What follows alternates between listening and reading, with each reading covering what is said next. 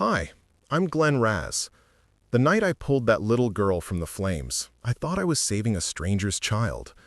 When she looked up at me through the smoke and ash and whispered those two words, my entire world shattered and rebuilt itself in the same breath. They say you never forget the smell of burning wood mixed with fear. They're right.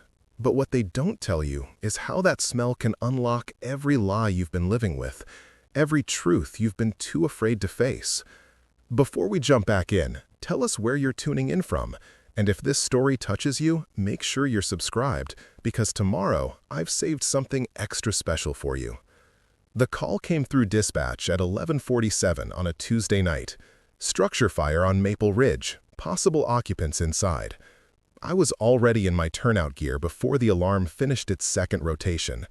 10 years with the Riverside Fire Department, and that sound still sent electricity through my spine.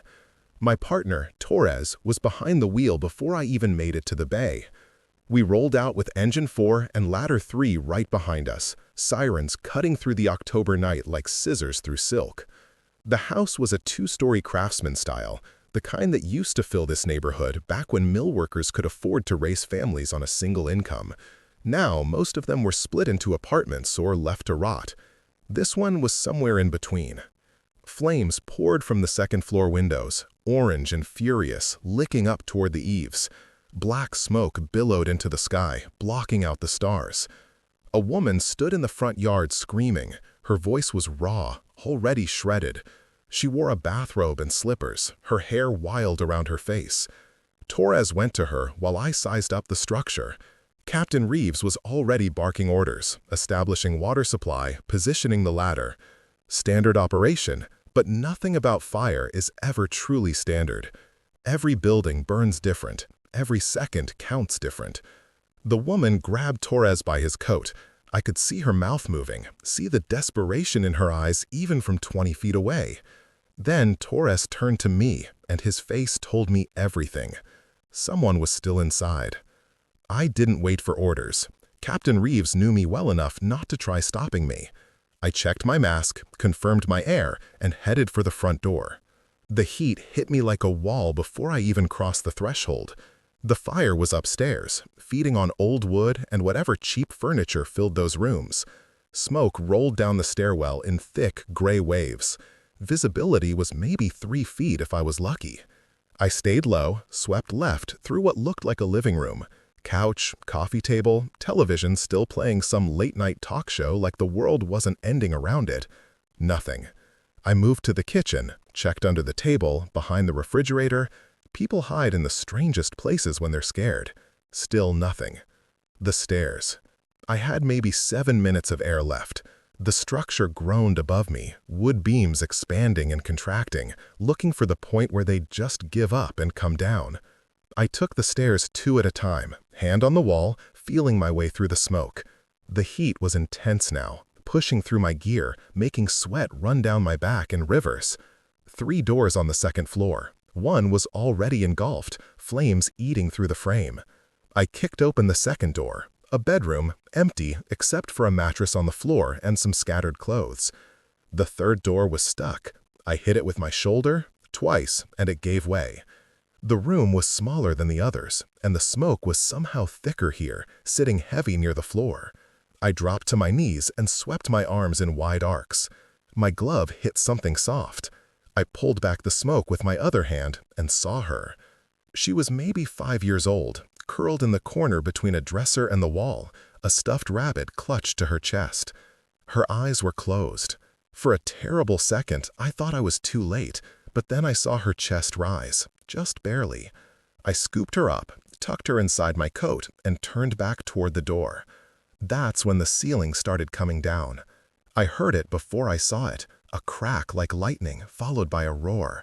I dove forward, covering her body with mine as burning debris rained down behind us. Something hit my shoulder, heavy and hot even through the gear. I didn't stop, couldn't stop. I hit the hallway, found the stairs more by memory than sight, and took them faster than I should have. Torres met me at the door. He took the girl from my arms, and I collapsed on the front lawn, ripping off my mask, sucking in air that tasted like ash and salvation. My shoulder screamed. I ignored it. Captain Reeves was there, helping me up, checking me over with hands that had seen 30 years of this work. He said something about the hospital, but I wasn't listening. I was watching Torres and the paramedics working on the girl, their movements quick and practiced.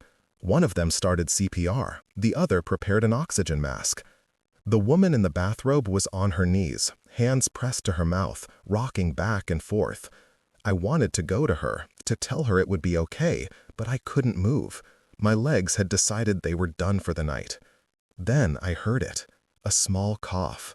The girl's eyes opened. Just for a second, just long enough to find me sitting there on the grass with soot on my face and fear in my chest. Just long enough for her lips to move. "Thank you, Daddy." The words were so quiet I almost missed them, but I didn't. I heard them clear as a bell, clear as every nightmare I'd been having for the past 8 months. The paramedic leaned closer to her, adjusting the oxygen mask, and I saw the girl's hand reach out, tiny fingers grasping at air, reaching toward me.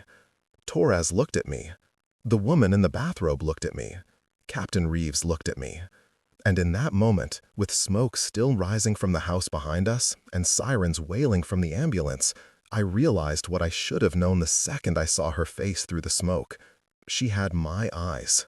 The same gray-green that my mother used to say looked like the ocean before a storm. The same small scar above her left eyebrow that I got when I was 6 and thought I could fly off the garage roof. The same way of curling her fingers when she was scared. The same thing I did without thinking whenever life got too heavy. This wasn't a stranger's child. This was mine. The woman in the bathrobe stood up. Her face had changed from desperate relief to something colder, something that made my chest tighten for reasons that had nothing to do with smoke inhalation.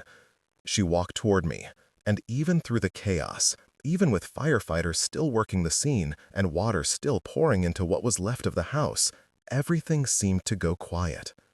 Her name was Vanessa Cole. I knew that because I'd been married to her for 3 years, divorced for 2, and hadn't seen or heard from her in the 8 months since she disappeared with full custody and a restraining order I still didn't fully understand. She stopped 5 feet away, close enough to talk, far enough to keep that invisible wall between us. The paramedics were loading the girl into the ambulance. Our daughter, Emma. That's what I'd wanted to name her when Vanessa was pregnant, back when we still talked about the future like it was something we'd share. I never knew if that's what she'd ended up calling her. I never knew anything because Vanessa made sure of that. "You need to leave," she said. Her voice was flat, empty of everything except exhaustion. I looked at the ambulance, at the small shape on the gurney, at the oxygen mask covering half her face. "That's my daughter." "No," Vanessa said. "She's not." Torres put a hand on my shoulder, the kind of touch that's meant to ground you, to keep you from doing something you'll regret. But I barely felt it. All I could feel was 5 years of questions crashing over me like a wave. "The court said I wasn't allowed near you," I said. "The court said I was a danger. But I never hurt you. I never even raised my voice." She looked away. The ambulance doors closed. Its lights painted the street in alternating red and white. "You need to leave," she repeated. Captain Reeves stepped between us. He was a big man, solid, the kind of presence that naturally took command. He looked at Vanessa, then at me, then back at her. "Ma'am," he said, his voice careful, "this is one of my firefighters. He just saved your daughter's life. I think we can all take a breath here." Vanessa's jaw tightened. She pulled her bathrobe closer around herself, even though the heat from the dying fire was still considerable. "I don't care," she said. "He has a restraining order. He's not supposed to be within 500 feet of me." "I saved her life," I said, and my voice came out rougher than I intended. "I went into a burning building and pulled her out. Our daughter." "She's not yours," Vanessa snapped, and there it was. The truth she'd been carrying like a knife for 5 years. "She's not yours, and you know it." The world tilted.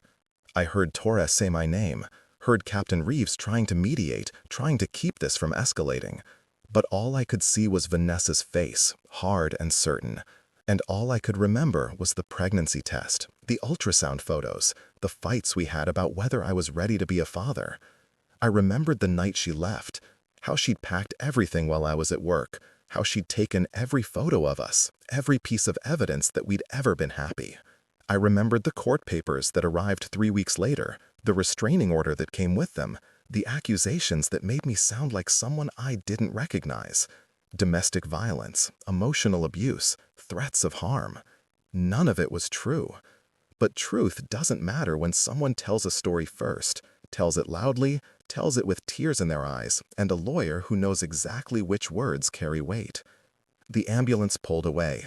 I watched its lights disappear around the corner, taking with it the only proof I had that whatever Vanessa said, whatever lies she'd built, that little girl had looked at me and called me Daddy.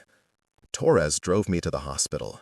I should have gone anyway for my shoulder, but that wasn't. Preparing and narrating this story took us a lot of time, so if you are enjoying it, subscribe to our channel. It means a lot to us.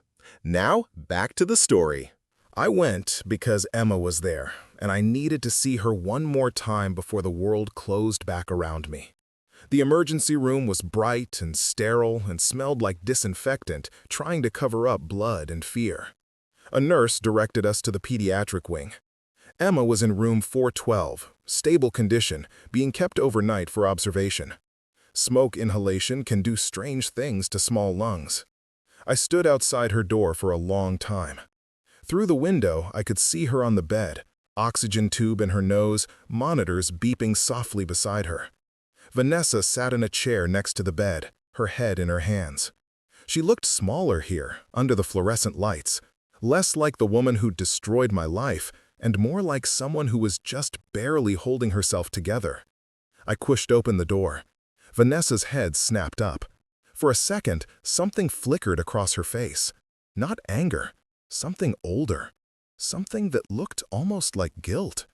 "You can't be here," she said, but her voice had lost its edge. "I need to know," I said. I didn't step closer, didn't want to give her any reason to call security, to add another violation to the file they had on me. "Is she mine?" Vanessa looked at Emma, at the rise and fall of her small chest, at the stuffed rabbit someone had placed beside her pillow. The same rabbit I'd seen her clutching in the burning house. "It doesn't matter," Vanessa finally said. "It matters to me." She stood up, walked to the window, stared out at the parking lot 5 floors below. "I was angry," she said quietly. "When I found out I was pregnant, I was so angry. We were falling apart, and I knew it. You were never home, always at the station, always choosing your job over me. I was building a career," I said. "I was trying to provide." "You were running away," she corrected. "From me, from us, from the idea of being a father. So when Emma was born and you weren't there, when you missed it because of some training exercise you could have rescheduled, I decided you didn't deserve to know her." "I was at a mandatory certification," I said. "I couldn't reschedule." "You could have tried." The machines beeped. Emma stirred in her sleep, her small hand reaching out for nothing. I watched her fingers curl and uncurl, that same gesture I'd been doing my whole life without knowing where it came from. But maybe I'd always known. Maybe somewhere deep down, below all the legal papers and restraining orders and nights spent wondering what I'd done wrong, I'd known. "The DNA test I requested during the divorce," I said. "You refused it." Vanessa turned to face me. "Because I knew what it would show. That she's mine." "That wouldn't matter," Vanessa said. Her voice broke slightly. "That you'd still find a way to leave. That's what you do, Glen. You run into burning buildings for strangers, but you can't stay home for dinner. You save everyone except the people who need you most." I wanted to argue, wanted to tell her she was wrong, that she'd twisted everything, that she'd taken my daughter and my life and burned them both to ash. But standing there in that hospital room, watching Emma sleep, I realized something I'd been too angry to see before. Vanessa was right. Not about everything, not about the violence or the threats or the lies she'd told the court, but about me running, about choosing the job over her, about being so afraid of failing as a husband and father that I'd guaranteed it by never really trying. "I'm sorry," I said, and the words felt like pulling glass from a wound. Vanessa wiped her eyes. "It's too late for sorry." "Maybe," I said, "but it's not too late for her." I left before she could respond.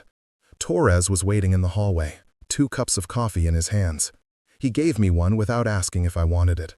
We rode the elevator down in silence. Outside, the night had grown colder. Rain threatened from clouds that hung low and heavy. "What are you going to do?" Torres finally asked. "I don't know," I said, but that was a lie. I knew exactly what I was going to do. I was going to fight.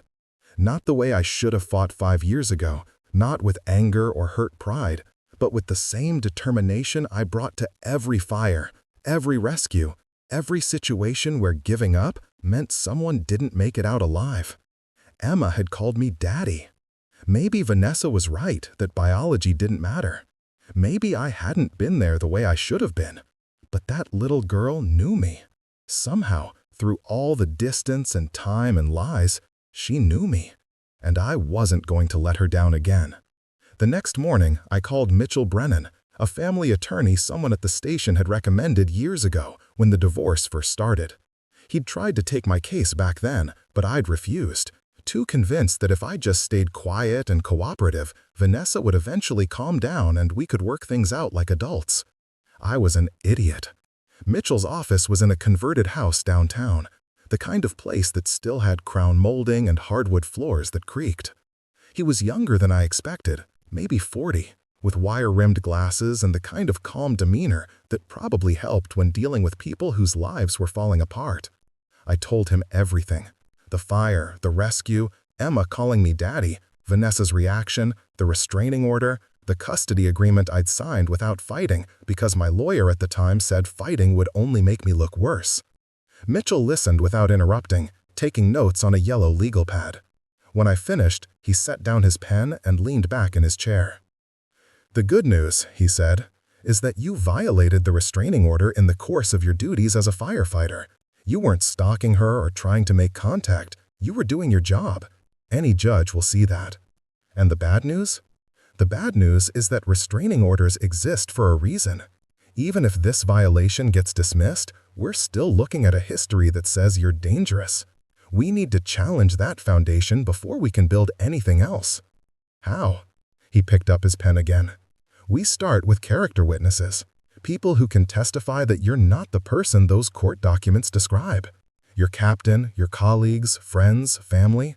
Then we get the DNA test that should have happened 5 years ago. Establish paternity. After that, we file for custody modification, visitation rights at minimum, and we prepare for Vanessa to fight back hard. What if she claims I'm not the father? Then we prove otherwise. But Glenn," he leaned forward, "I need you to be honest with me. Is there any chance those allegations in the restraining order are true? Any incident, any moment where you lost control?" "No," I said. "I've never hit anyone outside of necessary force in my job. I've never threatened Vanessa. The worst thing I ever did was work too much and not notice she was drowning." He nodded slowly. "Okay, then we fight." I left his office with a folder full of papers to sign and a list of people to contact. The rain had started, light but persistent. I sat in my truck for a while, watching water streak down the windshield, thinking about all the ways a life can burn down without anyone ever striking a match. My phone rang. Unknown number. I almost didn't answer, but something made me. The voice on the other end was female, older, uncertain. "Is this Glen Raz?" "Yes." "This is Patricia Highland. I'm Emma's pediatrician. Vanessa listed you as the father on the medical forms years ago, before things got complicated. I probably shouldn't be calling, but I thought you should know that Emma's been asking for you. She keeps telling the nurses that her daddy saved her from the fire." My throat tightened. "Is she okay?" "Physically, yes. Emotionally, that's harder to say. She's been through trauma. The fire, yes, but also whatever's been happening at home. Glenn, I've been Emma's doctor since she was born. I've seen the bruises Vanessa blamed on playground accidents. I've heard the excuses. I never reported because I had no proof, and because Vanessa made it clear that you were the threat, not her. What are you saying? I'm saying maybe I should have looked harder. Maybe we all should have. That little girl has your eyes, Glenn. And when she talks about you, even though Vanessa says you've never been in her life, Emma describes things only someone who's been around would know. The way you whistle when you're nervous, how you take your coffee with too much sugar. Little things a child notices. I don't understand. Neither do I. But I think someone's been lying, and I don't think it's Emma. She hung up before I could ask anything else. I sat there holding the phone, trying to piece together what she'd said. Bruises, excuses, details Emma shouldn't know. Unless Vanessa had been letting me see Emma secretly. Unless there was something else going on that I'd been too far away to see. I drove to the house on Maple Ridge. The fire investigators were still there, picking through debris, taking photos, documenting everything. The second floor was gone, collapsed into the first. What remained looked like a skeleton, black bones reaching toward gray sky. A woman stood at the edge of the property line, older, maybe 70s, wearing a rain jacket and holding an umbrella. She watched me approach with the kind of careful assessment people develop when they've lived long enough to know that strangers aren't always safe. "You're the firefighter," she said. "The one who got the girl out?" "Yes, ma'am." She nodded toward the house. "I've lived next door for 40 years, watched 3 families come and go in that place. Vanessa and Emma moved in about 2 years ago, kept to themselves mostly, but I noticed things." "What kind of things?" The woman glanced at the investigators, then back at me. "A man used to come by, late at night, after Emma was asleep. He'd park down the street and walk up, stay a few hours, then leave before dawn. Happened maybe once a month. I thought maybe Vanessa had a boyfriend she didn't want Emma to know about." "What did he look like?" She described me. Height, build, the way I walked with a slight favor to my left leg from an old injury. She described my truck, down to the dent in the passenger door from where I'd backed into a post at the grocery store. "That's me," I said quietly. The woman's expression softened. "Then you've been seeing your daughter all along." "I haven't," I said. "I swear to you, I haven't been here. I haven't violated the restraining order. I wouldn't." But she described me, described my truck, which meant either she was lying or Vanessa had been bringing someone around who looked enough like me to fool a neighbor watching from her window.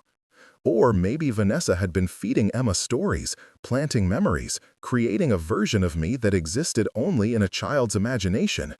Except Emma had known to call me daddy, had reached for me like she'd done it 1,000 times before. I thanked the woman and walked back to my truck. The rain was falling harder now, turning the ashes of the house into black mud. I thought about fires, how they consume everything, how they leave behind only the bones of what used to be, but also how sometimes in the aftermath you find things that survived, things that mattered enough to withstand the heat. That night I went back to the station. Captain Reeves found me in the day room, staring at the television without seeing it. "You should be home," he said, resting that shoulder. "Can't rest," I said. He sat down across from me, the way he did when he had something important to say and wanted you to actually hear it. "I've been with this department 32 years," he said. "Seen a lot of guys go through a lot of things, divorce, custody fights, the whole mess. And I'll tell you what I tell all of them. You can't save everyone. I know that. But that little girl called you daddy, and whether or not you've been in her life, whether or not you're legally her father, she knows you're supposed to be. That means something. What if I can't fix this? What if Vanessa's too far ahead and I'm just fighting a battle that's already lost?" Captain Reeves stood up, put a hand on my good shoulder. "Then you fight anyway, because that's what we do. We run toward the fire when everyone else is running away. We don't do it because we're sure we'll win. We do it because someone needs us to try." He left me there alone, with those words sitting heavy in my chest. I pulled out my phone and opened the Notes app, started writing down everything I could remember. Every detail from the night of the fire, every conversation, every strange thing that didn't quite add up. The way Emma had looked at me, the neighbor's testimony, Dr. Hyland's phone call, Vanessa's face when she said Emma wasn't mine, and the way her voice had cracked, like maybe she didn't believe it herself. Somewhere in all of this was the truth. I just had to be willing to dig through the ashes to find it. The DNA test came back 3 weeks later. Mitchell called me into his office, that same calm expression on his face, the one that gave nothing away. "Sit down, Glenn." I sat. He slid a paper across the desk. The technical language meant nothing to me, but the conclusion at the bottom was clear enough. Probability of paternity, 99.97%. "She's mine," I said. "Yours," he confirmed. I stared at that number until it blurred. All those years, all those nights wondering, all the times Vanessa had insisted I had no right, that Emma wasn't my responsibility, that I needed to stay away for everyone's good. All of it was built on a lie. "Now we file," Mitchell said. "Emergency custody motion based on the falsified paternity claims and evidence of parental alienation. We're also going to request a full investigation into the restraining order, because if she lied about Emma, there's a good chance she lied about everything else." "What about the fire?" He hesitated. "That's complicated. The fire marshal's report came back. Cause was electrical, but there are some irregularities, wiring that looks tampered with. They're investigating whether it was intentional." "You think Vanessa started it?" "I think we need to be careful about accusations without proof, but yes, it's being looked at." I left his office with the DNA results in my pocket and a court date circled on the calendar. 2 months. 2 months until a judge would hear my case, listen to my story, and decide whether I got to be a father to the daughter I'd saved from fire and lost to lies.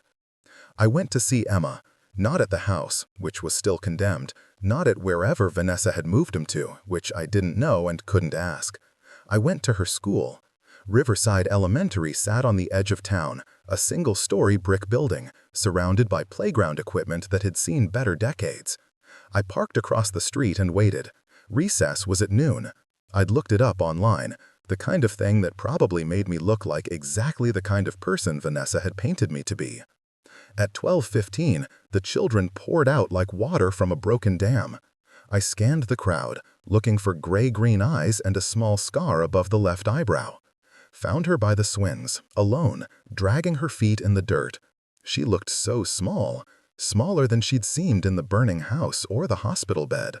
Just a little girl in a purple jacket that was slightly too big, watching other children play without joining in. I didn't approach, didn't wave, just watched, tried to memorize the shape of her, the way she held herself, the particular slump of her shoulders that I recognized because I stood the same way when I was overwhelmed. Then she looked up, across the playground, across the street, straight at me. And her face changed, not dramatically, just a slight widening of the eyes, a small lift at the corners of her mouth. Recognition. She started walking toward the fence. I should have left, should have driven away before some teacher saw me and called the police, but I couldn't move. She reached the chain-link barrier and wrapped her fingers around the metal.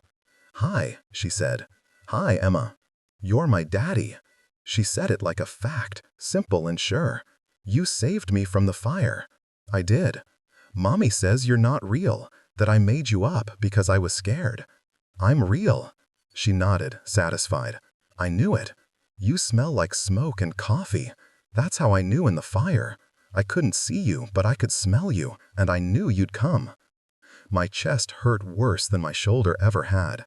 "Emma," I said carefully, "I need you to know something. I haven't been allowed to see you, not because I didn't want to, but because your mom told the court I was dangerous. But I'm not, and I'm fighting to be in your life, okay?" "Okay," she said. Then, quieter, "Mommy gets sad a lot, and angry. Sometimes she yells at the walls. Sometimes she cries and says your name." "What does she say?" "That she's sorry, that she ruined everything." That she wishes she could go back. A whistle blew. Recess was over. Emma glanced back at the school, then at me again. "I have to go," she said. "I know. Will you come back?" "I'll try." She smiled, small but genuine, and ran back toward the building. I sat in my truck for a long time after she disappeared inside, trying to make sense of what she told me. Vanessa crying. Vanessa saying she was sorry. Vanessa wishing she could go back. None of it matched the woman who'd looked at me in the hospital and told me to leave. None of it matched someone who'd spent 5 years keeping me away from my daughter. Unless she hadn't been keeping me away from Emma. Unless she'd been keeping Emma away from me. And there was a difference. The court date arrived faster than I was ready for. I wore the only suit I owned, a dark gray thing I'd bought for funerals and job interviews. Mitchell met me outside the courtroom. He looked professional and prepared. I felt like I was drowning. Vanessa was already inside, sitting at the defendant's table with her own lawyer. She'd lost weight. Her hair was shorter. She didn't look at me when I walked in, just stared straight ahead like I was a ghost she'd decided to stop believing in. The judge was a woman named Carolyn Finch, mid-50s, with silver hair and the kind of face that had probably seen every variation of family tragedy the law allowed. She reviewed the files in front of her, then looked up at both of us. "This is a hearing to determine custody modification and to address allegations of parental alienation," she said. "Mr. Brennan, you may present your case." Mitchell stood. He laid out everything methodically. The DNA test, my clean record, the testimonies from Captain Reeves, Torres, and 3 other firefighters who'd known me for years. Dr. Hyland's statement about Emma's bruises and Vanessa's explanations. The neighbor's description of someone who looked like me visiting the house. Emma's own words about recognizing me in the fire. Then he presented the fire marshal's report, the electrical tampering, the investigation into whether the fire had been intentionally set, the insurance policy Vanessa had taken out on the house 6 months earlier, larger than necessary for a rental. He didn't accuse her directly, just laid out the facts and let them speak. Vanessa's lawyer argued that I was an absent father with a history of instability, that the restraining order had been granted for good reason, that Emma's confusion in the hospital was trauma talking, not truth. Judge Finch listened to it all with the same neutral expression. When both sides finished, she looked at Vanessa. "Miss Cole," she said, "I'd like to hear from you directly. Why did you tell Mr. Raz that Emma wasn't his daughter?" Vanessa's hands were folded on the table.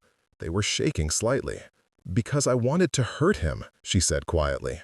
"Because I was angry that he was never there, that his job was always more important than us. I thought if I cut him out completely, it would hurt less, for both of us." "Did you prevent him from seeing Emma?"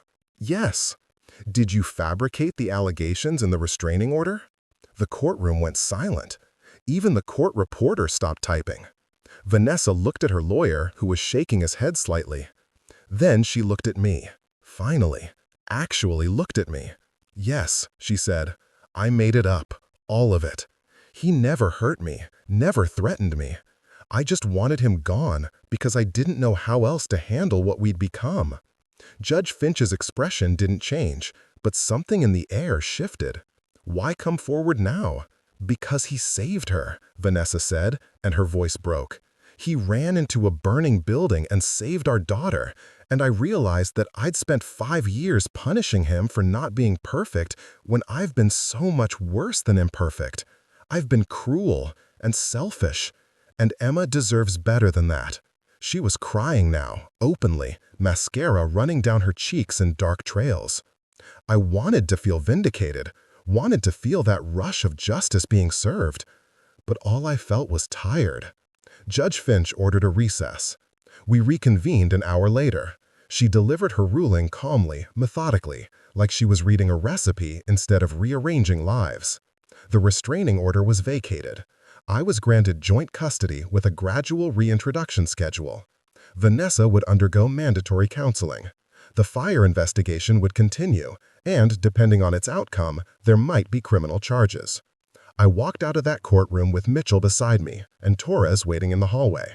They both congratulated me, shook my hand, said all the right things, but I barely heard them. All I could think about was the next day, when, according to the judge's order, I would see Emma for the first time, officially, legally, as her father. That night I cleaned my apartment, fixed the broken cabinet door I'd been ignoring for months, bought groceries to fill the empty refrigerator, made up the spare bedroom with sheets that still had the tags on them. I didn't sleep, just sat at the kitchen table drinking coffee and watching the clock, watching the hours tick down to 7 in the morning when I would drive to the supervised visitation center and finally, after 5 years of absence and lies, be a father to my daughter. When I arrived, Emma was already there with a social worker. She was wearing that same purple jacket and she held that stuffed rabbit like a shield. She looked uncertain, like maybe the daddy she'd imagined in the fire was different from the one standing in front of her now. "Hi, Emma," I said. "Hi." We sat at a small table with coloring books and crayons between us. The social worker watched from a chair in the corner. I didn't know what to say. Didn't know how to bridge 5 years in an hour. Emma solved the problem by pushing a piece of paper toward me. "Draw something," she said. "What should I draw?" "Something that makes you happy." I picked up a crayon, drew a fire truck, simple and blocky, the way a child might. She studied it, then added stick figures in the windows. One tall, one small. "That's us," she said. "Yeah," I said, "that's us." We colored together in silence. Not uncomfortable silence, just the quiet that exists when two people are learning the shape of each other. She told me about school, about her teacher, about how she was learning to read chapter books. I told her about the station, about Torres, about how sometimes we rescued cats from trees, even though that's mostly a myth. The hour ended too soon. The social worker stood up, and Emma's face fell. "Do I have to go?" "For now, yes, but I'll see you again soon, I promise." She hugged me then, quick and tight, her small arms barely reaching around my waist. When she pulled away, she looked up at me with those gray-green eyes that were mine, that had always been mine. "Thank you for saving me," she whispered. "Thank you for calling me Daddy," I said back. The visits became easier after that first one. Once a week turned into twice a week. Supervised sessions gave way to afternoon trips to the park, then dinner at my apartment, then weekends where Emma would bring her backpack full of toys and books and spread them across my living room floor like she was claiming territory. She talked more as she got comfortable, told me about the nightmares she'd been having since the fire, how she'd wake up smelling smoke even though there wasn't any. I understood that better than I could explain. Some nights I'd wake up feeling heat on my face, hearing the crack of timber giving way, reaching for her in the dark, even though she was safe somewhere else.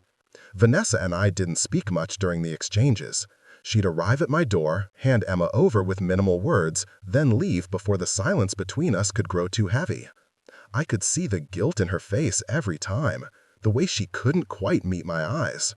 Part of me wanted to be angry. Another part was just relieved she'd finally told the truth. 3 months into our new arrangement, the fire marshal closed his investigation. The electrical tampering had been real, but they couldn't prove intent. The insurance company paid out. Vanessa used the money to rent a small house on the other side of town, something with a yard and a fence and smoke detectors in every room. Emma started calling me on the phone between visits. Short conversations, mostly her telling me about school or asking if I remembered to feed the goldfish she'd convinced me to buy. I always remembered. That fish became the most well-fed creature in the county. Dr. Hyland scheduled a session with both of us, me and Vanessa together. I almost canceled twice. The idea of sitting in a room with her, talking about what had happened, felt like volunteering for surgery without anesthetic. But I went because Mitchell said it might help with custody arrangements, and because Emma deserved parents who could at least be civil. The office was small, decorated in shades of beige that were probably meant to be calming, but just felt empty. Vanessa sat across from me, her hands folded in her lap, that same nervous gesture I'd seen 100 times when we were married, and she was about to say something difficult. Dr. Hyland started with questions about communication, about how we were managing the custody schedule, about whether Emma seemed to be adjusting. Safe questions, easy ones. Then she shifted. "Vanessa," she said, "Glen deserves to understand why. Not just what you did, but why you felt you had to do it." Vanessa looked down at her hands. When she spoke, her voice was quieter than I'd ever heard it. "I was drowning," she said. "When Emma was born and you weren't there, I felt like I was drowning. And you were standing on the shore watching. I needed you, and you weren't there. So I decided if I was going to drown, I'd do it alone. I was at a mandatory training, I said. I told you that months in advance. I know. But knowing didn't make it hurt less. And then you came home and held Emma, and everything seemed fine to you. Like you could just step into fatherhood when it was convenient and step back out when work called. So I started building walls, small ones at first, not telling you when Emma had a bad night, handling doctor appointments alone. Then bigger walls, telling my family you were neglectful, filing complaints with your supervisor, making you into the villain so I could be the victim. Dr. Hyland leaned forward slightly. What changed? What made you finally tell the truth? Vanessa's eyes welled up. He ran into a burning building. He didn't hesitate, didn't think about himself, just went in and got her. And I realized that's who he's always been, someone who runs toward danger when everyone else runs away. I'd spent 5 years punishing him for that, for being exactly who he is. The room was quiet, except for the soft hum of the air conditioning. I wanted to say something, to accept her apology or reject it, or tell her she'd stolen 5 years of my daughter's life and sorry didn't fix that. But all I could manage was a nod. "We're not going to fix this today," Dr. Hyland said, "but we can start, and that's what matters, starting." The sessions continued weekly. Some days Vanessa and I could barely speak. Other days we almost felt like two people who'd once loved each other and maybe could remember how. Emma thrived with the routine. Her nightmares decreased, she smiled more, started bringing friends home from school. Then came the day that changed everything again. It was a Saturday afternoon in late spring. Emma and I were at the park, the big one near the river with the playground equipment that looked like a pirate ship. She was on the swings, pumping her legs, trying to go higher than the other kids. I stood nearby, one eye on her, one eye on the basketball game happening on the court behind me. A woman approached, mid-30s, blonde hair pulled back in a ponytail, wearing running clothes and expensive sneakers. She stopped a few feet away, studying me with an expression I couldn't quite read. "You're Glen Raz," she said. It wasn't a question. "Yes. I'm Catherine Mills. I was married to Robert Mills. We divorced about 6 years ago." I didn't recognize the name. "Okay." She glanced at Emma on the swings, then back at me. "Vanessa Cole is my cousin. We grew up together. And I need to tell you something she'll probably never admit." My stomach tightened. What? The restraining order, the allegations. Catherine paused, like she was deciding how much to say. Vanessa didn't come up with that on her own. I helped her. I told her exactly what to say, what evidence to fabricate, how to make you look dangerous. I did it because I was angry at my ex-husband, and I wanted to hurt all men. And I used Vanessa's fear and sadness to do it. Why are you telling me this? Because I watched you save that little girl from the fire on the news, watched the way you held her, and I realized what I'd done, not just to you, but to Emma. She deserved to know her father, and I helped take that away. She pulled out an envelope from her jacket pocket and handed it to me. Inside were printouts of text messages, emails between her and Vanessa, detailing exactly how to file the restraining order, what words would carry the most weight, which lies would be hardest to disprove. "This is a confession," she said. "Use it however you need to. I'm not asking for forgiveness. I just thought you should know the whole truth." She walked away before I could respond. I stood there holding that envelope, watching Emma swing higher and higher, her laughter carrying on the wind. The truth, the whole truth, as if such a thing existed in situations this complicated. That night, after I took Emma back to Vanessa's house, I sat in Mitchell's office again. He read through the documents Catherine had given me, his expression growing darker with each page. "This is conspiracy," he said, "fraud, possibly even criminal, depending on how the prosecutor wants to look at it. You could sue both of them. Vanessa could face charges." "I don't want that," I said. "Glenn, she stole 5 years. I know. But taking more years away, putting her in jail, that doesn't help Emma. That just hurts her different." Mitchell set the papers down. "So, what do you want?" "I want full custody. I want Vanessa to have visitation instead of the other way around. And I want the record cleared. Every restraining order, every allegation, every lie officially struck from existence. He nodded slowly. We can do that. This evidence makes it easy. But Glenn, you should know something. If we do this quietly, if we don't press charges or go public, Vanessa gets to walk away mostly unscathed. Is that something you can live with? I thought about Emma on those swings, laughing, free. Thought about her asking me at breakfast if Mommy would be sad if she liked living with me more.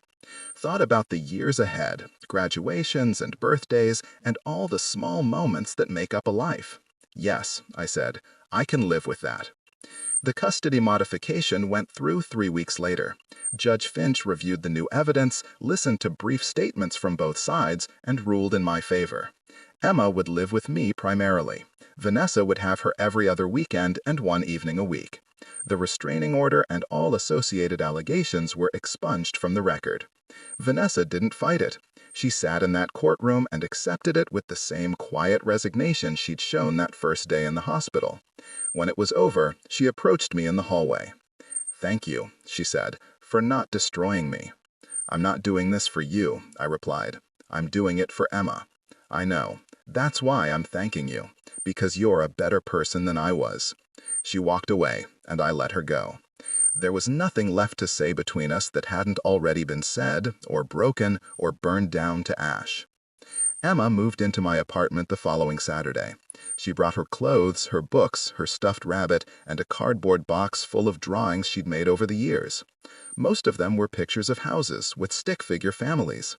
In every single one, there were only 2 people, her and a tall figure she'd labeled Daddy. "You drew me even when I wasn't there," I said, looking through them. She nodded. "Mommy would get upset when she saw them. She'd throw them away. But I always made more." "Why?" "Because I knew you were real, even when everyone said you weren't." I hung every single drawing on the refrigerator with magnets, covering the entire surface until you couldn't see the white underneath. A gallery of hope from a child who'd believed in me when I'd almost stopped believing in myself. Work continued at the station. Torres partnered with me on calls like always, but now he'd ask about Emma, about how school was going, about whether she'd decided what she wanted to be for Halloween. Captain Reeves stopped by the apartment one evening with a fire safety kit for children and a gruff speech about making sure Emma knew how to get out if there was ever another fire. The guys at the station threw a welcome party for her.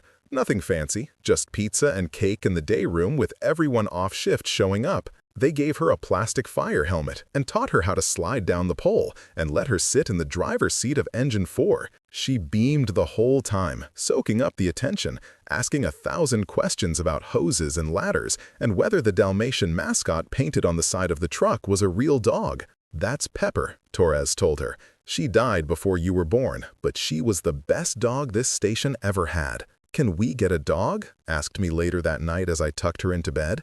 "Maybe," I said. "Let's make sure the goldfish survives first." She giggled. "His name is Bubbles, and he's doing great. I know he is. You take good care of him." She was quiet for a moment, then asked, "Are you happy I'm here?" I sat on the edge of her bed. "Happier than I've been in a long time." "Good," she said, snuggling deeper under the blankets. "Because I like it here. It smells like you." "What do I smell like?" "Coffee and that stuff you use to clean your boots. And home." She fell asleep within minutes. I sat there watching her breathe, steady and peaceful, and thought about all the ways a life can fall apart and somehow still find a way to heal. Vanessa called the next week. Not about custody or schedules, just to check in. We talked for maybe 10 minutes, awkward and careful, like 2 people learning a new language together. She asked how Emma was adjusting. I told her about the party at the station. She laughed, said that sounded perfect. "I'm in therapy," she said before we hung up. "Real therapy this time, not just the court-mandated kind, trying to figure out why I did what I did." "That's good," I said, and meant it. "Glenn," she paused, "I know you don't owe me anything, but if Emma ever asks why I did it, what should I tell her?" "Tell her you were scared. Tell her you made mistakes, but tell her you love her, because whatever else happened, I know that's true." She was crying when she hung up. Soft, quiet crying that barely came through the phone. I stood in my kitchen holding a device that felt too heavy for what it was, thinking about forgiveness and whether it was something you gave or something you just stopped withholding. Emma started second grade that fall. I packed her lunches every morning, walked her to the bus stop, waved until she disappeared around the corner. Some mornings she'd run back for one more hug, her backpack bouncing against her shoulders, her hair flying behind her. The other parents at the bus stop were polite but distant. Word had gotten around about the custody battle, the allegations, the truth that came out. Small towns remember everything. I didn't mind, for I wasn't there to make friends. I was there to be a father. One morning, a woman approached me. She was older, maybe 50, with graying hair and kind eyes. "I'm Susan Chen," she said. "My daughter was in Emma's class last year. I just wanted to say I'm glad you got her back. Some of us knew something wasn't right." "Thank you," I said. She nodded toward Emma boarding the bus. "That little girl talked about you like you hung the moon. Even when everyone was saying terrible things, she never stopped believing." "Kids see things clearer than we do sometimes," I replied. Susan smiled. "They do. My daughter wants to have Emma over for a playdate sometime, if that's okay." I gave her my number. Emma came home that Friday bursting with excitement about going to Lily Chen's house for the afternoon. I watched her pack a small bag with her favorite toys, her face bright with joy, and realized she was finally getting to be just a kid. No fires, no fear, just playdates and homework and arguments about bedtime. The nightmares came back in October. Emma would wake up screaming, tangled in her sheets, calling for me.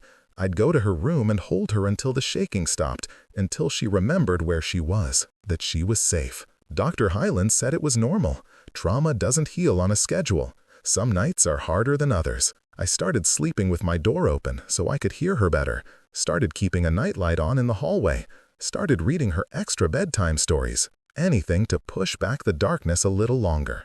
One night she woke up crying, and I carried her to the couch, wrapped her in a blanket, and turned on a movie neither of us watched. We just sat there together, her head against my chest, my arm around her shoulders. "Daddy," she whispered, "do you have nightmares too?" "Sometimes," I admitted. "About the fire?" "About a lot of things, but mostly about not being there when you needed me." She tilted her head to look up at me. "But you were there, in the fire. You came and got me." "I know, but before that, all those years I wasn't there." Emma thought about that. "You're here now," she finally said. "That's what matters. Out of the mouths of children comes wisdom adults spend lifetimes trying to find." Halloween arrived with unseasonably warm weather and Emma's determination to be a firefighter for trick-or-treating. I found a child-sized turnout coat at a uniform supply store, added a plastic helmet from the party, and she was set. She took her job seriously, explaining fire safety to anyone who would listen while collecting candy like it was a rescue operation. Torres and his wife joined us, their 3-year-old son dressed as a dinosaur and more interested in puddles than candy. We walked the neighborhood until Emma's bag was full and her feet hurt.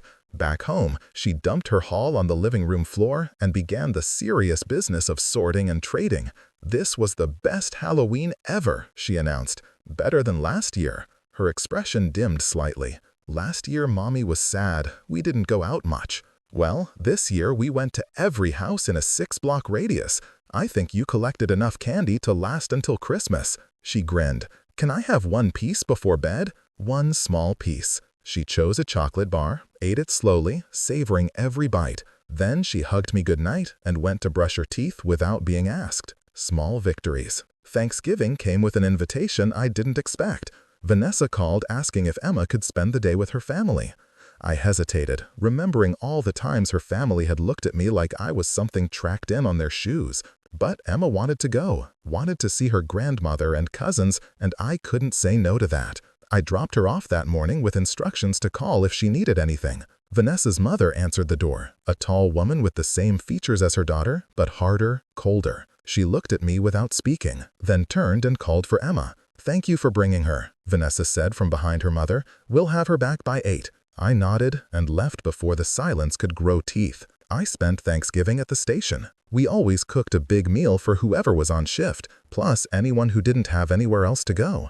Torres was there with his family. Captain Reeves brought his famous sweet potato casserole that was more marshmallow than potato. We ate until we couldn't move, watched football, and pretended we weren't all waiting for the next call. It came at 6, house fire on the east side. We rolled out into the cold evening, the sky already dark, the streets empty of everyone except us racing towards smoke and flame. The house was smaller than the one where I'd found Emma. Single story, older construction, fire already through the roof by the time we arrived. A man stood in the yard screaming that his mother was inside, that she couldn't walk, that someone needed to get her. I went in with Torres. The heat was intense, the smoke thick and black. We found her in a back bedroom, an elderly woman in a wheelchair, unconscious but breathing. Torres took her while I cleared the rest of the house. We got her out. The paramedics got her breathing steady. The man collapsed in relief. Back at the station, I sat in the shower longer than necessary, letting hot water wash away soot and smoke and the lingering fear that comes with every fire. Emma called at 7:30. She was having fun. Her cousins were nice. Grandma made pumpkin pie. I'm glad, sweetie. I'll see you soon. I love you, Daddy. I love you too. She'd started saying that recently. Those 3 words that had taken her months to trust. Every time felt like a gift. Vanessa brought her home at 8 exactly. Emma ran to me chattering about her day, about games she'd played and food she'd eaten. Vanessa waited by the door. "Thank you," she said when Emma went to put her things away, "for letting her come. I know my family hasn't been kind to you." "It's not about them," I said. "It's about Emma." She nodded. "I know. That's why I'm thanking you." She left, and I helped Emma get ready for bed, listening to more stories about her day, about her grandmother who wasn't as scary as she seemed, about her cousin who had a new puppy. "Did you have a good Thanksgiving?" she asked as I tucked her in. "I did. Saved someone's grandmother from a fire." Her eyes went wide. "Really?" "Really. She's okay now. At the hospital, but okay." Emma was quiet for a moment. "You save a lot of people." "I try to." "You saved me best, though," she said with absolute certainty. "Because you're my daddy." I kissed her forehead. "Best job I ever had." December brought the first real snow. Emma woke up to a world transformed, everything white and clean and new. She pressed her face against the window, breath fogging the glass, and begged to go outside before breakfast. We built a snowman in front of the apartment building. Emma insisted it needed a fire helmet, so we used an old plastic one from the station. The neighbors walking by smiled. One older man stopped to help, showed Emma how to pack the snow tighter so the snowman wouldn't fall apart. At school, Emma's teacher called me in for a conference. I went prepared for problems, for concerns about adjustment or behavior. Instead, Mrs. Patterson showed me Emma's journal entries, stories she'd been writing about a girl who lived with her hero father and went on adventures. "She talks about you constantly," Mrs. Patterson said. "It's clear how much she loves you. I just wanted you to know that whatever happened before, whatever struggles there were, she's thriving now, happy, secure." I left that conference feeling like I could breathe properly for the first time in months. Christmas shopping proved challenging. I had no idea what 7-year-old girls wanted. Torres suggested I just ask Emma, but that felt like cheating. I wandered through toy stores feeling lost until a saleswoman took pity on me and helped me pick out books, art supplies, and a bicycle with training wheels. Emma and I picked out a tree together, a scraggly thing from the lot near the grocery store that leaned slightly to the left. We decorated it with lights and ornaments I'd bought in bulk, plus handmade ones Emma created from construction paper and glitter. She insisted on putting the star on top, so I lifted her up and let her place it crooked and perfect. Vanessa asked if Emma could spend Christmas Eve with her. Emma wanted to split the holiday, Eve with her mother, morning with me. I agreed. Part of me hated letting her go, but she needed both of us, needed to know both her parents loved her, even if they couldn't love each other. I worked Christmas Eve, pulling a 24-hour shift so the guys with younger kids could be home. We ran 3 calls, all minor, nothing that required heroes. I lay in my bunk at the station thinking about Emma at Vanessa's house, hoping she was happy, hoping she wasn't having nightmares. She called at midnight. Couldn't sleep, wanted to hear my voice. "Hi, Daddy. Merry almost Christmas." "Merry almost Christmas, sweetie. Everything okay?" "Yeah, just wanted to say I'll see you tomorrow." I'll be waiting. Okay, love you. Love you too. She hung up, and I lay there in the dark listening to the other guys snore, feeling grateful in a way I hadn't known how to feel before. Christmas morning, Emma burst through my door at 7, carrying a present wrapped in paper she'd clearly wrapped herself, more tape than necessary, corners folded at odd angles. "Open it," she demanded. Inside was a frame holding one of her drawings. The cabin from her memories, but bigger now, more detailed. 2 stick figures holding hands in front. But this time she'd added words across the top in careful letters. "My Daddy and Me." I hung it on the wall next to her bed so she could see it every night before she fell asleep. We spent the morning opening presents, making pancakes, and watching Christmas movies. Later, Vanessa came to pick her up for dinner at her grandmother's house. Emma hugged me tight before leaving. "Best Christmas ever," she whispered. I agreed. The new year came quietly. No parties, no countdown. Just Emma and me watching the ball drop on television, making too much noise with pots and pans at midnight because someone on the internet said it was traditional. In January, Emma started asking questions about the fire. What I'd seen, what I'd felt, whether I'd been scared. I was terrified, I admitted. Scared I wouldn't find you. Scared I'd be too late. But you weren't too late. No, I wasn't. She thought about that. Did you know it was me before you saw me? Not until you said my name in the ambulance. Her eyes widened. You saved me even though you thought I was just a regular kid? Every kid is worth saving, Emma. But yes. She hugged me then, fierce and sudden. You're the bravest person I know. I held her close. This little girl who'd survived fire and lies and years of absence, and thought about bravery. How it wasn't about running into flames. It was about showing up every day, making lunches, checking homework, reading bedtime stories, being there when nightmares came. That was the real rescue, not the one that made the news. The quiet one that happened in small moments, day after day, building a life from the ashes of what almost was. February brought Emma's 8th birthday. We invited her entire class, turned the apartment complex's community room into a party zone with balloons and streamers and a cake shaped like a fire truck. 20 kids showed up, running wild, playing games, eating too much sugar. Vanessa came. She stayed in the background, helping serve cake, cleaning up spills, smiling when Emma ran to show her things. We didn't talk much, but the silence between us had changed. Less hostile, more resigned, maybe even approaching something like peace. Emma blew out her candles and made a wish she refused to tell anyone. Later, when everyone had left and we were cleaning up, I asked what she'd wished for. "Can't tell or it won't come true," she said. Fair enough. "But Daddy," she added, looking up at me with those eyes that were mine, that had always been mine, "I think it already did." I didn't ask what she meant. Some things don't need explaining. That night after Emma fell asleep, I sat on my couch with cold coffee and looked through photos on my phone. Pictures of Emma over the past months. At the park, opening Christmas presents, covered in birthday cake, sleeping peacefully without nightmares. A whole life documented in digital moments. Proof that we'd made it through, that we were making it through. My phone buzzed. A text from Catherine Mills, the woman who'd confessed her role in Vanessa's lies. I hadn't heard from her since that day at the park. The message was simple. Saw Emma's birthday photos on Vanessa's Facebook. She looks happy. You're a good father. I'm sorry, I tried to take that away.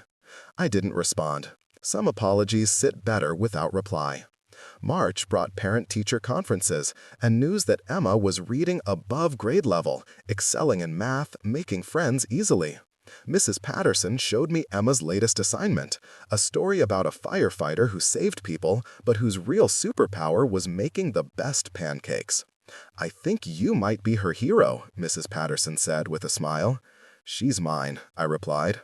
Torres invited us over for dinner that weekend. His wife made enchiladas and Emma played with their son in the backyard while the adults talked about normal things, jobs and bills, and whether the Riverside Fire Department would finally get the funding for new equipment. "You look different," Torres said, watching me watch Emma through the window. "Lighter, somehow." "I feel different," I admitted. Like I can finally breathe all the way. He nodded, understanding without needing more explanation. That's what happens when you get to be who you're supposed to be. April brought warm weather and Emma's request to join soccer. I signed her up, bought cleats and shin guards, became one of those parents on the sidelines yelling encouragement. She wasn't particularly good, spent more time picking dandelions than chasing the ball, but she loved it, and that was enough. Vanessa came to one of the games. We sat together on the bleachers, not talking, just watching Emma run around with uncoordinated enthusiasm. When Emma scored her first goal, completely by accident, we both cheered. For a moment, we were just two parents proud of their kid. Nothing more complicated than that. After the game, Vanessa caught my arm. "Can we talk?" We walked to a picnic table while Emma got snacks with the team. Vanessa sat across from me, hands folded, that familiar nervous gesture. "I've been thinking about the fire," she said, "about how it started. The investigators said electrical, but I know they suspected me." "Did you?" I asked directly. "Start it?" She was quiet for a long time. "No," she finally said, "but I thought about it. Before you and I went to court, when I thought I might lose Emma, I thought about a lot of terrible things. Ways to disappear, ways to make sure you couldn't find us. The fire happened because the wiring was old and I was too broke to fix it. But part of me wondered if I'd somehow wished it into existence, if my anger made it real. That's not how fires work," I said. "I know, but guilt doesn't follow logic." She looked at me then, really looked at me, the way she used to when we were younger and still believed we could make it work. "I destroyed us," she said. "I know that. And I'll spend the rest of my life knowing Emma almost died because I was too proud to let you help, too stubborn to admit I was wrong." "Emma's alive," I said. "That's what matters. You're more generous than I deserve. I'm tired of keeping score." She nodded, wiped her eyes. "Thank you, Glen, for everything. For saving her, for forgiving me enough to let me still be her mother."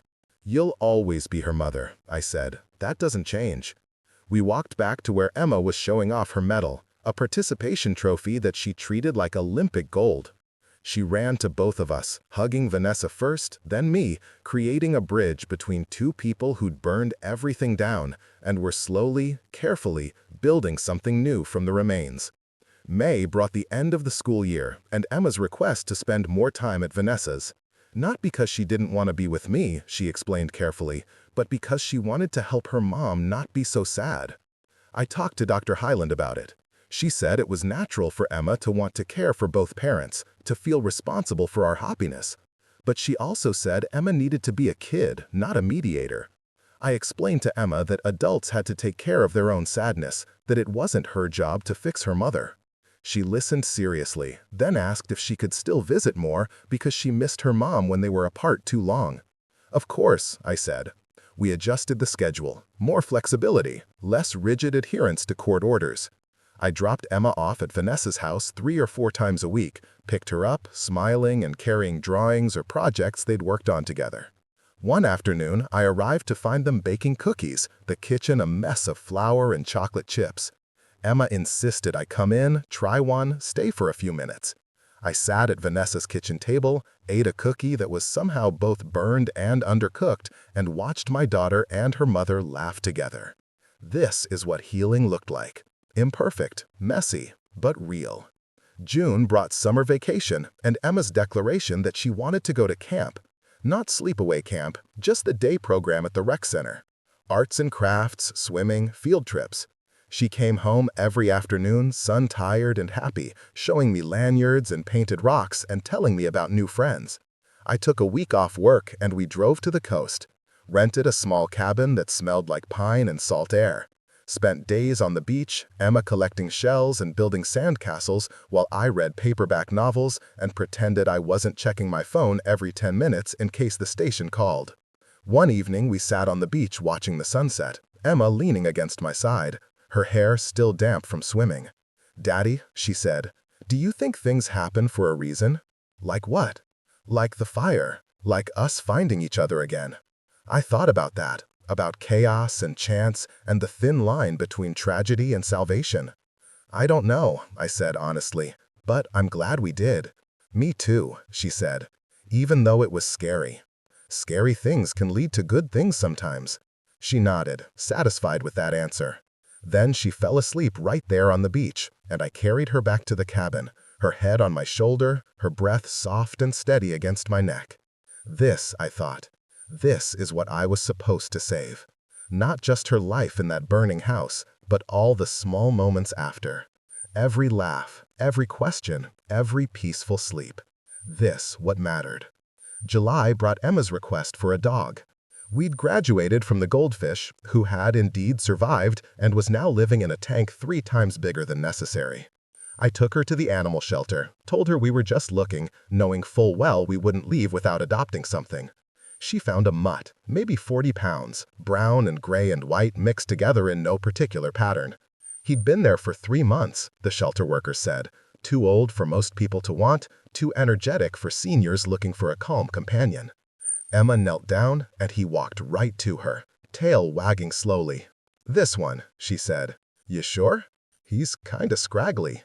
So was our Christmas tree, and it was perfect. I couldn't argue with that logic. We brought him home, named him Pepper after the old fire station mascot, and watched Emma light up in ways I didn't know were possible. She took her responsibility seriously, feeding him, walking him, teaching him tricks with the patience of someone much older. Vanessa came over to meet Pepper, brought a bag of dog toys and treats. She sat on the floor while Emma showed off what Pepper had learned, and for a while, my apartment felt like what a home was supposed to feel like, full of life and laughter and second chances. August meant preparing for 3rd grade, shopping for school supplies, buying new clothes because Emma had somehow grown 3 inches over the summer, meeting her new teacher during orientation night. Emma was excited and nervous in equal measure, asking questions about whether she'd make friends, whether the work would be too hard. "You'll do great," I assured her. "You always do." The night before school started, she couldn't sleep. I sat on the edge of her bed like I had so many times, rubbing her back, humming songs I barely remembered learning. "Daddy," she said into the darkness, "what if I forget things?" "What things?" "What it was like before, when I didn't live with you. Would that be bad?" "I don't know. Sometimes I think I should remember, so I don't take this for granted." "Emma," I said gently, "you're 8 years old. You don't have to remember the hard parts if you don't want to. You can just be happy now. Can you?" I thought about that, about smoke and flames and years of believing I'd failed before I even started, about Vanessa's lies and Catherine's confession and all the small betrayals that had led to this moment. "I'm working on it," I said. "But yes, I think I can." "Good," she whispered, "because I like it when you smile." She fell asleep soon after. I sat there longer than necessary, watching her chest rise and fall, feeling the weight of every choice that had brought us here. September arrived with cooler mornings and the rhythm of school days settling in. Emma thrived in Mrs. Rodriguez's 3rd grade class, bringing home papers marked with gold stars and stories about projects she was working on. Pepper grew into his role as family dog, greeting Emma at the door every afternoon like she'd been gone for years instead of hours. The nightmares had mostly stopped. Maybe one every few weeks now, less intense, easier to soothe away. Dr. Hyland said that was progress, that trauma healed in layers, that some scars would always be there, but they'd fade with time and safety. I believed her because I had to, because Emma deserved a life not defined by one terrible night, no matter how much that night had changed everything. Torres retired in October. The station threw him a party, speeches, and kind of ribbing that comes from decades of brotherhood. He pulled me aside before leaving, his eyes wet even though he'd never admit it. "You did good," he said, "with Emma, with everything. I'm proud of you." "Couldn't have done it without you," I replied. "You could have, but I'm glad you didn't have to." He left, and the station felt different without him. Quieter somehow, even though the calls kept coming and new recruits filled the empty spots. Some things you can't replace. You just learn to carry the absence and be grateful for what was. Vanessa started dating someone in November. Emma mentioned it casually. A man named David who worked at the hardware store and had a daughter from a previous marriage. I felt a strange twist in my chest, something that wasn't quite jealousy, but wasn't indifference either. I met him when he came to pick up Emma for a weekend at Vanessa's. He was polite, friendly, shook my hand, and asked about the station. Emma clearly liked him, which mattered more than my comfort. Later that night, alone in my apartment with just Pepper for company, I realized what I was feeling wasn't about Vanessa moving on. It was about recognizing that she deserved happiness too. That maybe we both did. That holding on to anger and hurt only kept us trapped in a burning house of our own making. December brought the second Christmas we'd spent together. Emma wanted a bigger tree this year, something that wouldn't lean, something with more lights. We found one at the same lot, taller and fuller, and decorated it with last year's ornaments plus new ones Emma made at school. Vanessa invited us both to Christmas dinner at her house. David would be there, along with his daughter Sophie. Emma was excited about the idea, about having what she called a big family day. I hesitated but agreed because this wasn't about me. It was about giving Emma the kind of holiday memories that didn't involve divided time and separate celebrations. The dinner was less awkward than I'd expected. Sophie was 9, quiet but warm, and she and Emma disappeared into Emma's old room to play within minutes of our arrival. David knew enough about fire safety to ask intelligent questions, and Vanessa's cooking had improved significantly since our marriage. We sat around the table, this strange blended family that shouldn't have worked but somehow did, and I felt something shift. Not closure exactly, but acceptance. This was our life now, complicated and messy and built from the ruins of what almost was, but real, solid, good enough. Emma's school held a winter concert in late December. She had a solo, 3 lines in a song about snowflakes, and she practiced those lines obsessively for weeks. The night of the concert, Vanessa and I sat together in the auditorium, David on her other side. When Emma stepped forward for her part, her voice clear and sure, I felt my throat tighten. This was what I'd almost missed. Not just the big moments, the rescues and court victories, but these small, ordinary miracles. A child singing about snow, her face serious with concentration, her eyes finding mine in the crowd and lighting up with pride. After the concert, we went for ice cream even though it was freezing outside. Emma ordered chocolate with sprinkles, got it all over her face, and laughed when Pepper tried to lick it off. Vanessa caught my eye across the table and smiled, a real smile, the kind I hadn't seen in years. "Thank you," she mouthed. I nodded. Some things didn't need words. January brought Emma's request to visit the fire station again. She wanted to show Sophie, to prove that her dad really was a firefighter, that the stories she told weren't exaggerated. I brought them both in on a Saturday morning, gave them the full tour, let them try on gear that swallowed them whole. Captain Reeves's replacement, a younger guy named Morrison, was good with kids. He explained how everything worked, let them spray water from the hose, told them about the importance of smoke detectors and escape plans. Emma soaked it all in, asking questions that showed she'd been listening to every story I'd ever told. As we were leaving, she hugged me tight. "I'm glad you're my dad," she whispered. "I'm glad you're my daughter," I whispered back. Sophie tugged at my sleeve. "Mr. Raz, can I ask you something?" "Of course." "Emma said you saved her from a fire. Were you scared?" I knelt down to her level. Terrified. But sometimes being brave means doing the right thing even when you're scared. She nodded seriously, processing that. Then she hugged me too, unexpected and quick. "Thank you for saving my friend." Those words stayed with me for days. Thank you for saving my friend. As if Emma's survival had ripple effects beyond just our family, touching other lives in ways I'd never considered. Maybe that's what rescue really meant. Not just pulling someone from flames, but giving them the chance to build connections, to matter to other people, to be someone's friend. February brought the anniversary of the fire. I hadn't planned to acknowledge it, didn't want to dredge up memories Emma might be trying to forget. But she brought it up first. "It's been 2 years," she said at breakfast, "since you found me." "Has it really been that long?" She nodded. "I was thinking maybe we could do something.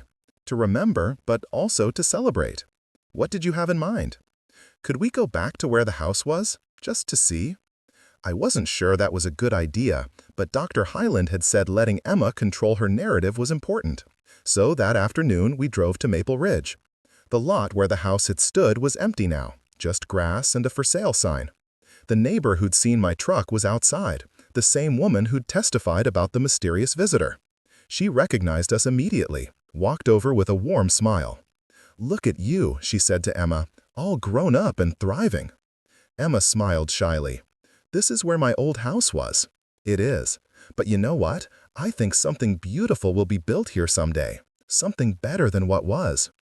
Emma considered that. "Like starting over?" "Exactly like starting over." We didn't stay long. Emma picked some wildflowers growing at the edge of the property, held them quietly on the drive home. That night, she pressed them in a book, told me she wanted to keep them as a reminder that even burned places could grow new things. Wisdom from an 8-year-old that most adults never learned. March brought parent-teacher conferences again. Mrs. Rodriguez had only good things to say. Emma was excelling academically, socially, emotionally. She'd made real friends, contributed to class discussions, showed empathy toward struggling classmates. "She's resilient," Mrs. Rodriguez said. "Whatever she's been through, she's come out stronger." "She's incredible," I agreed. "And she talks about you constantly. It's clear she feels safe and loved. That's the foundation everything else is built on." I left that conference feeling like maybe I'd finally done something right. Not perfectly, not without stumbles and mistakes, but right enough, good enough, enough. April brought Emma's 9th birthday. She wanted a small party this year, just Sophie and 2 girls from school. We had it at the park, played on the playground, ate cake under the trees. Simple and perfect and exactly what she wanted. Vanessa came with David. We all sang happy birthday together, this patchwork family that shouldn't have made sense but did. Emma blew out her candles, made another wish she wouldn't share, and grinned at all of us like we'd given her the world.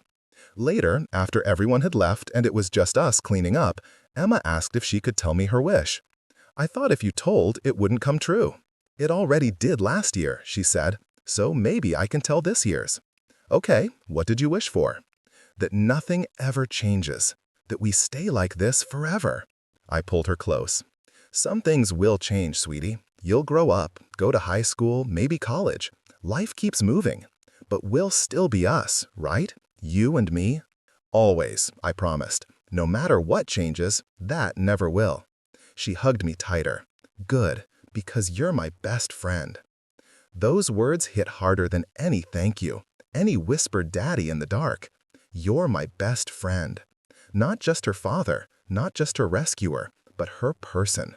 The one she chose, over and over, every day. May brought warm weather and Emma's announcement that she wanted to try something new.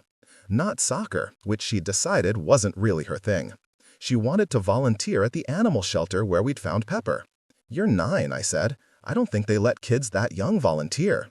"Can we ask?" We asked.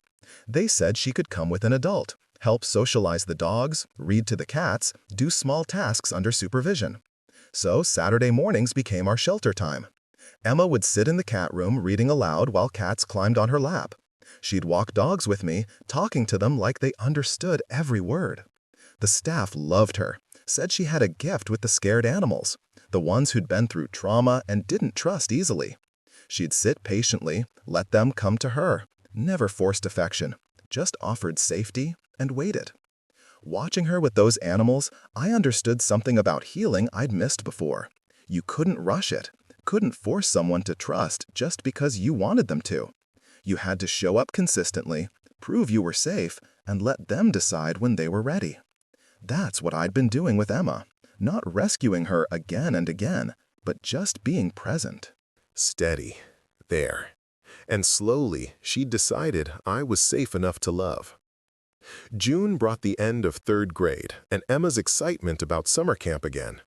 But this year, she wanted to try sleepaway camp, a week in the mountains doing outdoor activities. I wasn't ready for that, for her to be gone overnight, but Vanessa encouraged it. She needs independence, Vanessa said. Needs to know she can be okay without us right there. She's 9 and brave. Let her be brave. So I signed the forms, bought the required supplies, and drove her to the camp drop-off, trying not to let her see how hard this was for me. She hugged me goodbye, excited and nervous, and ran off with her cabin group without looking back. That week was the longest of my life. I called the camp twice to check in, both times being told Emma was fine, having fun, making friends. When I picked her up, she was sunburned and bug-bitten and radiantly happy. "I learned to make a fire," she said, "and we went swimming in the lake and I wasn't even scared." "I'm proud of you," I said. "I'm proud of me too," she replied with absolute confidence. July brought lazy days at the pool, Pepper learning to swim, Emma reading through an entire series of books about dragons. We fell into an easy rhythm, the kind of summer that feels endless while you're in it and too short when you look back. One evening, we sat on the apartment balcony watching fireflies. Emma caught one in her hands, watched it glow, then let it go. "Daddy, do you think Mom's happy now?" "I think so." "Why?" "I don't want her to be sad anymore. Even if she wasn't always nice to you, I want her to be happy." "That's very generous of you." She shrugged. "You said forgiveness was important, that holding on to anger just hurts you more." "I did say that. So I'm trying to do it, to forgive her for the stuff I don't really understand but know was bad." "You're wiser than most adults," I said. She grinned. "I know." We sat there until the fireflies disappeared and the stars came out, just being together, not needing anything more than that moment. August brought preparations for 4th grade. Emma was confident now, excited instead of nervous. She'd grown taller, her face losing some of its baby roundness, becoming someone I could see as a teenager, then an adult. The night before school started, she came to find me in the kitchen. I was packing her lunch for the next day, something I'd done hundreds of times now, but still felt important. "Daddy," she said, "I need to tell you something." "Okay." "I remember more than I let on, about before, about the fire and Mom leaving and all of it. I just don't talk about it because I don't want you to be sad." I set down the sandwich I was making. "Emma, you never have to protect me from the truth." "I know. But sometimes I want to, because you saved me and I want to save you back." I knelt down so we were eye level. "You do save me, every day, just by being you, by being happy and brave and kind. That's all I need." She hugged me tight. "Okay, but if you ever need to talk about the scary stuff, I can handle it. I'm not a baby anymore." "No, you're not. You're pretty amazing, actually." She pulled back, wiped her eyes. "Can I still sleep with my nightlight, though?" "Absolutely. I sleep with mine, too." She laughed. "You do not." "How do you know?" "You're asleep." We finished making her lunch together, talking about nothing important, just existing in each other's space. These were the moments that mattered most. Not the dramatic rescues or court victories, but the quiet, ordinary magic of loving someone and being loved back. September marked 3 years since the fire.